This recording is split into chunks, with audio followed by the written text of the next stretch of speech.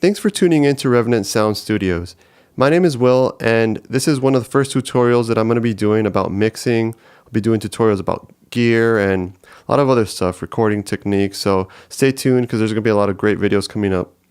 So today I'm going to be talking about controlling low end in guitars, typically rhythm guitars, distortion guitars typically, but this can be applied to acoustic guitars or clean electric guitars and lead guitars as well.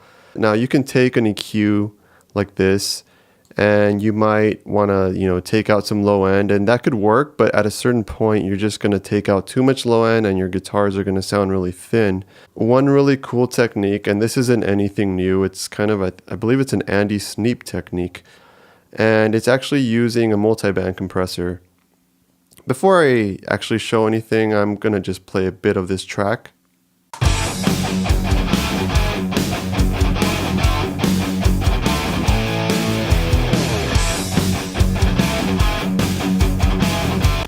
And here are just the guitars.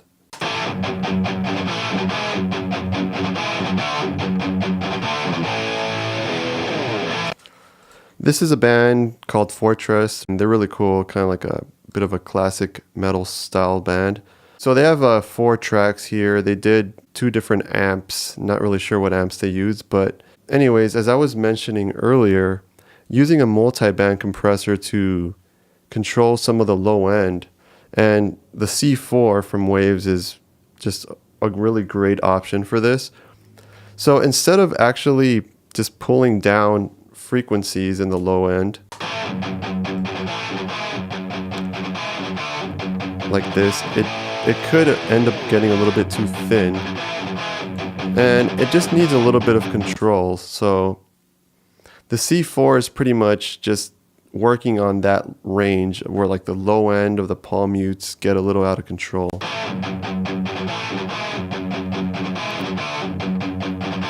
And as you can see, it's pretty much like dipping down. Let me bypass this, and actually let me just play one of these guitar tracks.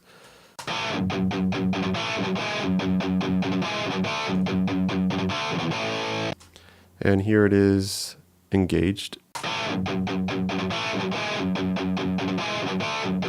And bypassed again. See here, it's a subtle difference, but it's kind of controlling those palm mutes without making the entire guitar riff become too thin. It's just really working on it and turning it down when it needs to. And it's a really, really great tool to actually achieve this instead of actually like trying to take it out with EQ only. Because let me just try doing it with EQ.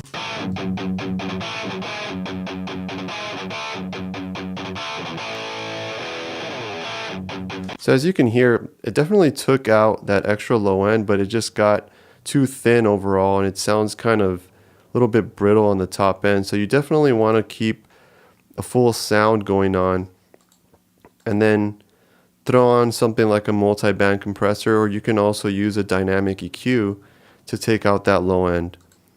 So this is a really great trick that I recommend, and it's, like I mentioned earlier, it's nothing new. It's been talked about and utilized for a very long time, but I think there are probably still a lot of people that don't know about this trick. I really love multi-band compression. It could be used for so many things. Sometimes you might have a vocal that just also gets a little bit too resonant, maybe because of proximity effect or something like that, and you don't want to take out too much low end, so you can just actually find kind of where that low end bump is just coming up, and then just center it with a few bands in a multi-band compressor, and just like dial in the settings. I mean, the settings that I have here, they're pretty standard. The threshold is, that's kind of like where you can kind of see the meter coming up. It comes up just a bit with the palm mute, so I want to make sure that it's actually catching those. And right here, the range is pretty much like how far it's actually going to compress it. So the lower the higher the number, the negative number, it's actually going to bring it down more. Then you have your standard attack and release. The faster the attack is, the more aggressive and fast it's going to be bringing it down. So you can just adjust these to taste. It might depend on the song and the tempo and the riff and everything. But it's pretty standard, and then I don't have anything going on the other bands. It's really just this area right here. So yeah, try this out. You guys should try it out if you've never tried this out before. If you don't have the C4, another option would be FabFilter. They have the Pro MB. I know there are some free options.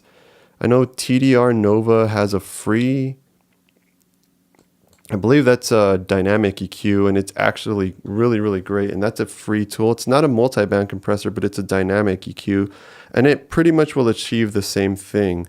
So check that out. And if not, the C4 is great. And yeah, so let me just play this track one more time.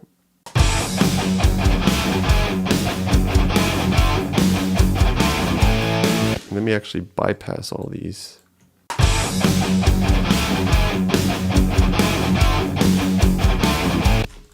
And back on again.